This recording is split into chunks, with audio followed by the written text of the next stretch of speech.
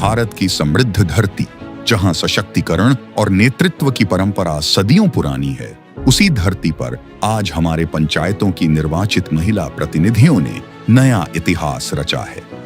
स्वतंत्रता के बाद से ही महिलाओं ने अपने कौशल, प्रतिबद्धता और अथक परिश्रम से गांवों और पंचायतों के विकास में महत्वपूर्ण भूमिका निभाई है।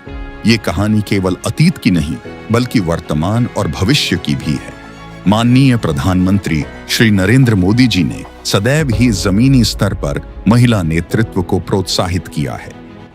पंचायती राज व्यवस्था में बहनों की भागीदारी को और बढ़ाने पर भी हमारी सरकार का बहुत जोर है। भारत की बहन बेटियां क्या कर सकती है, दुनिया भर में भारत के अनुभव ने विश्व को बहुत कुछ सिखाया है। 73वें संविधान संशोधन ने पंचायतों में महिलाओं के लिए आरक्षण का प्रावधान किया और यह कदम महिला सशक्तिकरण की दिशा में एक ऐतिहासिक मील का पत्थर साबित हुआ। इस प्रावधान ने लाखों महिलाओं को गांवों की प्रशासनिक व्यवस्था में नेतृत्व करने का अवसर दिया। ये महिलाएं केवल प्रतिनिधि बनकर नहीं रहीं, बल्कि बदलाव की वाहक बन गई। उनकी यात्रा जल संरक्षण से लेकर शिक्षा, स्वास्थ्य, स्वच्छता, महिला सुरक्षा और आर्थिक सशक्तिकरण तक हर क्षेत्र में उल्लेखनीय योगदान की कहानी है। उन्होंने समाज की बेड़ियों को तोड़ते हुए प्रगति और विकास की नई दिशा दी है। उनकी यह कहानी एक नई प्रेरणा की मिसाल बन गई है। सब लोग ने देखा काम करने का तरीका, फिर मुझे सरपंच बनने के लिए बोला गया। उसमें फिर मैं फाइट करके सरपंच बनी। सबसे ज़्यादा लगाव मेरा वही था कि मैं जिस स्कूल में पढ़ी हूँ तो उसको कैसे अपन सुधार सकते हैं। ये सब स्थिति को देखी मैं, फिर बच्चों से मिली, टीचरों से बैठक के दौरान बात हुई कि भाई किसी को कोई प्रकार की समस्या हो, और फिर जिसको जहाँ भी समस्या आती है तो बेहिचक मेरे को पर्सनल नंबर पे आप बात कर सकते हैं। मैं एक महिला हूँ, इसलिए मैं महिलाओं की समस्याओं को महसूस कर सकती हूँ। मैंने ग्राम पंचायत की महिलाओं को आर्थिक दृष्टि से आत्मनिर्भर बनने के लिए प्रेरित किया है। बिजली का बिल वसूलने की जिम्मेदारी मैंने महिलाओं को सौंपी और स्वयं सहायता समूह की महिलाओं को गांव का कूड़ा उठाकर वातावरण को स्वच्छ रखने में योगदान देने के लिए प्रोत्साहित किया।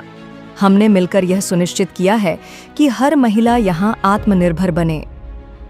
हम लोगों ने अपने पंचायत में 15 फाइनेंस से MHM लैब का निर्माण कराया है और हम लोगों ने एक कम्युनिटी लेवल पे एक मैनुअल इंसिनरेटर का निर्माण कराया है 15 फाइनेंस से, जो समुदाय की महिलाएं पैड का निपटान सुरक्षित जगह पर नहीं करती थी, तो उनको सुरक्षित जगह पर निपटान करने के लिए हम लोगों ने जागरूकता क्लासेस भी उनके लिए हैं।